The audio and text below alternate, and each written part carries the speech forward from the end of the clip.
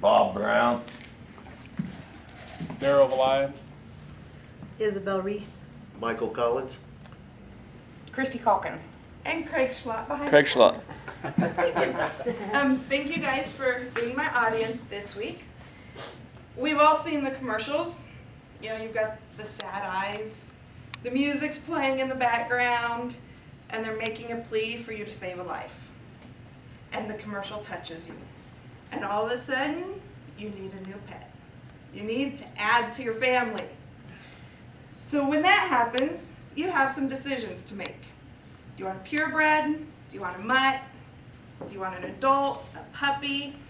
Maybe you want a cat or a bird or a ferret. So you have to make that decision. And then where do you start?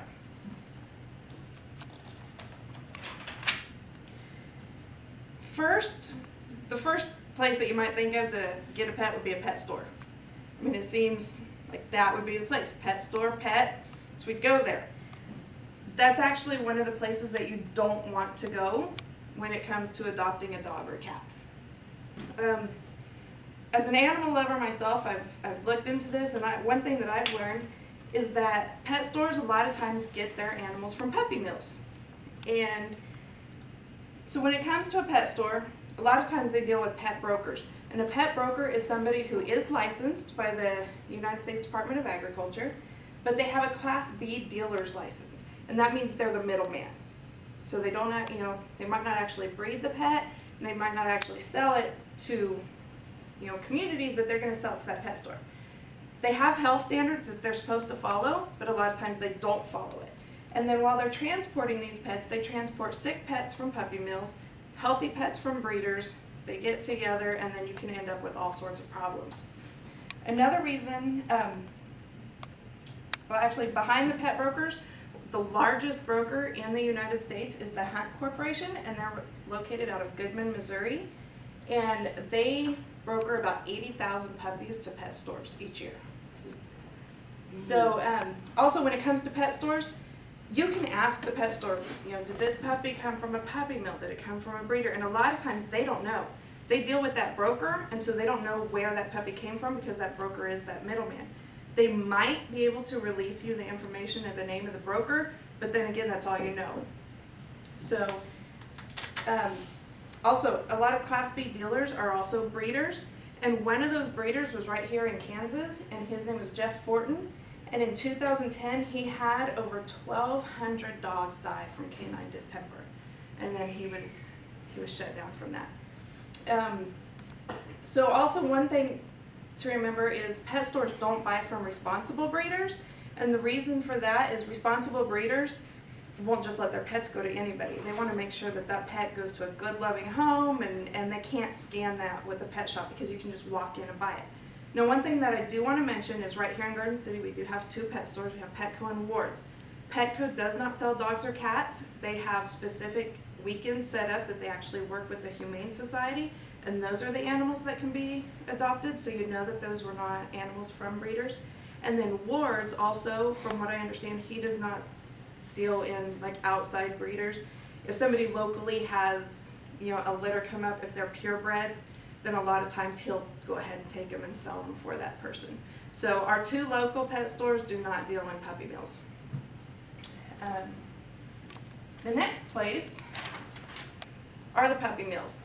And some things that make puppy mills really hard is they don't have to be licensed, which you would think that they would need to be, but because of loopholes in the guidelines that are set, they can sell online or through the classified ads, and then nobody can really check on it. There's 10,000 puppy mills in the USA, and all this information is out of the Department of Agriculture and the United States Humane Society. In Kansas, we have 144 Class A licensed, I don't want to say mills, but they're breeders. So 144 Class A, and the Class A breeders are commercial breeders or hobby breeders, or people that, they might have papered pets, they decide to breed them, and then you're going to see them advertised online, Facebook, classified ads, whatever. And then we have 36 Class B dealers, which are the brokers, and those are the ones that are in it strictly for the profit. In licensed mills in Kansas, or in the United States, I'm sorry, we have 172,739 dogs that are kept strictly for breeding purposes.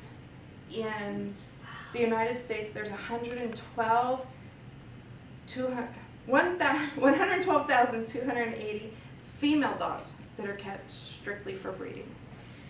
Now, each year in licensed mills, these are not the unlicensed, but in licensed mills, there are over 1 million puppies born each year.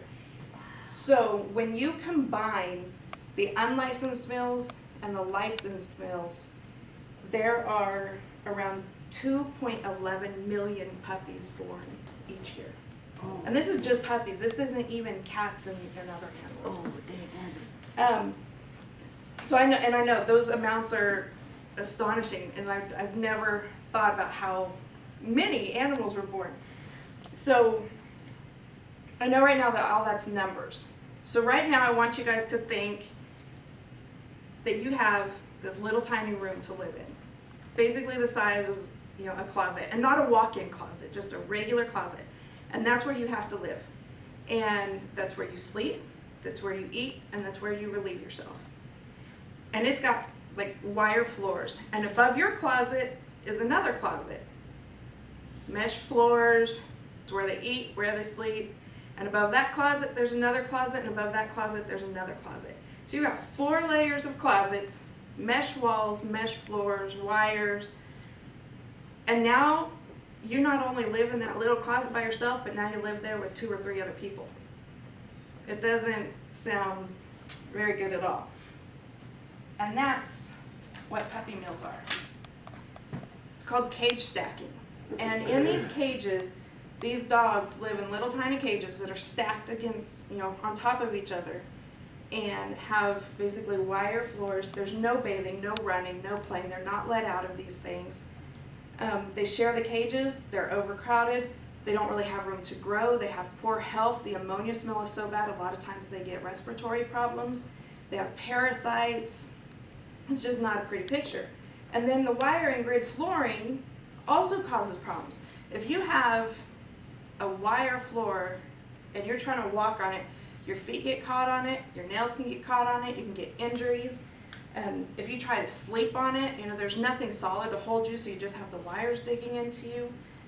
Cold air moves through it, the waste falls through, and so they end up with all these injuries, sores, skeletal problems. Their toenails will curl into their paws because they don't have the hard, floor to help shave them off and keep them even.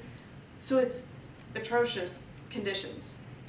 And that's what we get a lot of times online. They have the cutesy little websites with the pictures of the puppies that are perfectly groomed and fluffy and just rip at your heart.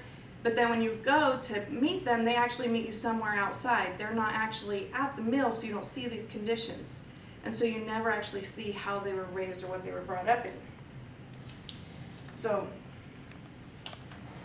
here's some statistics just from recent findings in unlicensed mills. These were sold online due to the loopholes. And these places have hundreds, if not thousands, of dogs at one time. In 2008 in Tennessee, over 700 animals were removed from a mill. In those 700, or mixed in with the 700, they had dead, dying, and ill animals. In 2010 in Mississippi, over 100 dogs were removed. The conditions were so bad that rescuers had to wear ventilators just to breathe because the ammonia smell was just that bad. There was dead and dying animals surrounded by fleas, maggots, and rats. In West Virginia, over 900 animals had to be removed. The waste from the mill was polluting the waterways of the area. It was making the town sick because it was so bad. And then in Arkansas, there was 100+ dogs that had to be removed from a mill. One of them was so bad, she was so matted, she was matted to the cage in the corner. She couldn't move from that one space in the cage.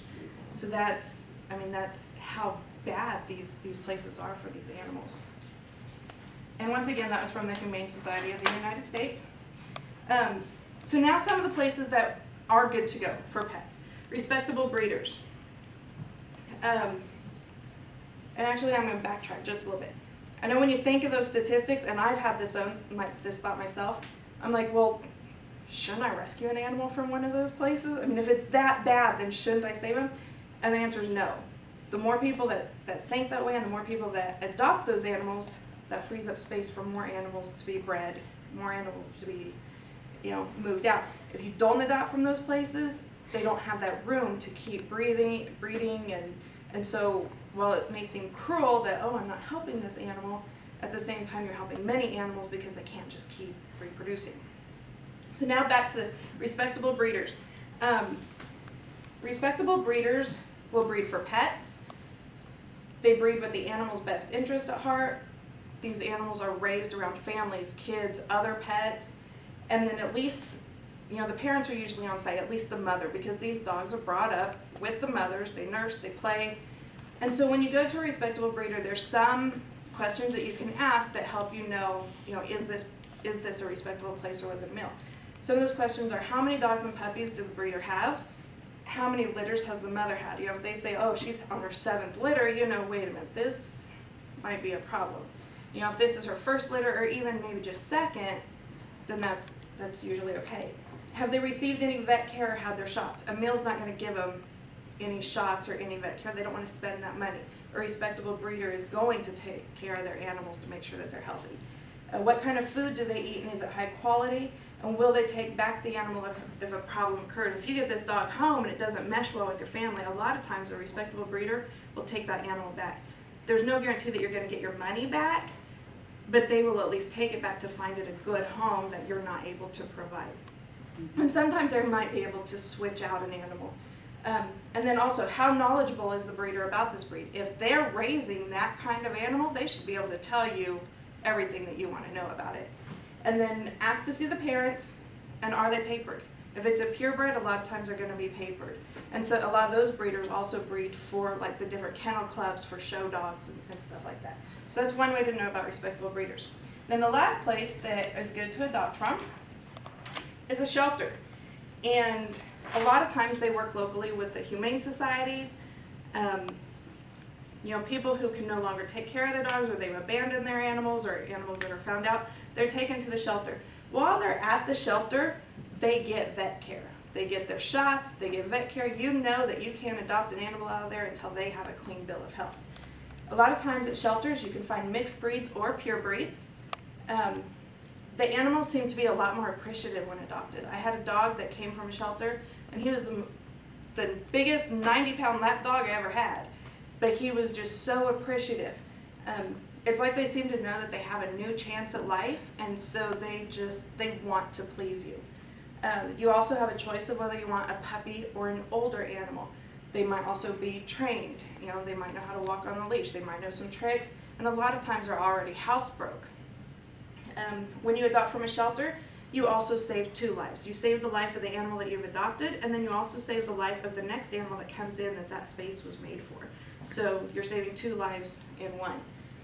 And then, like I said, that usually has the vet care and the shots, and then also when you adopt, you're required to spay or neuter it, so you're not contributing to those 2.11 million animals that are being born each year. You're going to have a dog to love forever, and it's just a good thing. So when you adopt a pet, especially like from a shelter or from a breeder, you're basically telling that animal, I want you as my family member. I'm ready and able to take care of you for the next 10 to 20 years because this is a lifelong commitment. I will not leave you if I move. I will not abandon you if we are hungry. I will love you no matter what you chew or where you make your mess. Mm-hmm. So, yeah. Thank you guys. I appreciate it.